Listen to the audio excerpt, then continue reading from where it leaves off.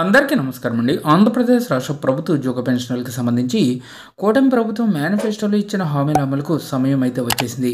ఇక 12వ పీఆర్సీ కమిటీకి ఏర్పాటు 30%తో మధ్యంతర్భుతి అయ్యారు. పెండింగ్లో ఉన్నటువంటి డిఏ బకాయిలకు సంబంధించి ఇంపార్టెంట్ అప్డేట్. మొత్తం వీటన్నిటికీ సంబంధించి 32,000 కోట్లు 90% వరకు చెల్లింపులు జరిగాయి. సో ఈ వీడియోలో వీటన్నిటి గురించి పూర్తి వివరాలు అయితే తెలుసుకుందామండి. ముందుగా వీడియోని సపోర్ట్ చేసే వారందరూ కూడా వీడియోని ఒక లైక్ చేసి మీ తోటి ఉద్యోగ మిత్రులకు వీడియోని అయితే షేర్ చేయండి.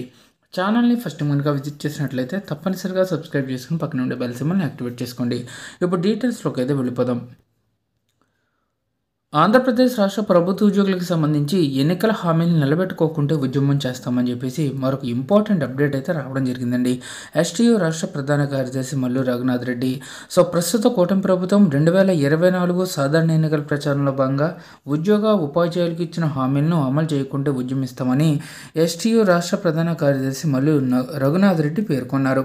అయితే గురువారం కడపలోని ఎస్టీయూ భవన్లో జరిగిన ముఖ్య నాయకుల సమావేశంలో ఆయన మాట్లాడారు. 5 ఏళ్లుగా రాష్ట్రంలో ఉద్యోగ ఉపాధ్యాయులు వారి జీతాలు మినహా మరి ఏ ఇతర ఆర్థికపరమైన లబ్ధి పొందలేదని, సరెండర్ లీవ్లు, డిఏ ఏరియర్స్, పీఆర్సీ బకాయిలు 2 సంవత్సరాల నుంచి ఏపీజీఎల్ఐ పాలసీలు మెచ్యూర్ అయినప్పటికీ కూడా చెల్లింపులు మర్చిపోయారన్నారు.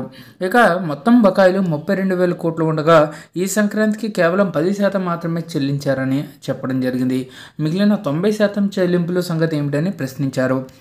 ఇక 12వ వేతన సవరణ సంఘానికి సంబంధించిన కమిషన్ను ఏర్పాటు చేసే ప్రక్రియ మొదలు పెట్టలేదని, ఇప్పటికే 19 నెలలు ఆలస్యమైందని పేర్కొన్నారు. ప్రభుత్వం ఏర్పడి 7 నెలలు అవుతుందని, ఇప్పటికీ ఎన్నికల హామీలైన బకాయిల చెల్లింపులు, 12వ పీఆర్సీ అంశాలపై ఉద్యోగ సంఘాలను చర్చలకే ఆహ్వానించడం లేదని పేర్కొన్నారు. ఇక గత ప్రభుత్వం వల్లే ప్రస్తుత ప్రభుత్వం కూడా బడ్జెట్ పేరు చెప్పి ఉద్యోగ ఉపాధ్యాయులకు అన్యాయం చేయవద్దని సూచించారు. ఎస్టీయూ నాయకులు తదితరులు అయితే ఈ కార్యక్రమంలో పాల్గొనడం జరిగిందండి. కాబట్టి ఇప్పటి వరకు కూడా వెయిట్ చేశారండి. ప్రభుత్వ ఉద్యోగులకు సంబంధించి బకాయిలన్నీ కూడా చెల్లించేందుకు కాస్త సమయం అయితే ఇచ్చారు. ఈసారి టైంకి చెల్లించకపోతే ఖచ్చితంగా ఉద్యమం చేస్తామని పేర్కొనడం జరిగింది. ప్రతి ఒక్క ఉద్యోగి కూడా వారి యొక్క బకాయిలను అయితే పొందాలని భావిస్తున్నారు. ప్రభుత్వం అయితే వీటికి సంబంధించి నిర్ణయాలు తీసుకోవాలి. ఒక్క ఉద్యోగికి వారి యొక్క బేసిక్ పేలకి అనుగుణంగా 3 నుంచి 4 లక్షల వరకు పెండింగ్ బకాయిల రూపంలో ఒక్క ఉద్యోగికి జమ అవుతాయి. కాబట్టి యాజ్ సూన్ యాజ్ పాసిబుల్ ఈ బకాయిలన్నీ కూడా జమ అవ్వాలి. ఇదండి వాళ్ళ ఎంప్లాయ్ సంబంధించిన updates. For more updates subscribe to our channel. Thank you.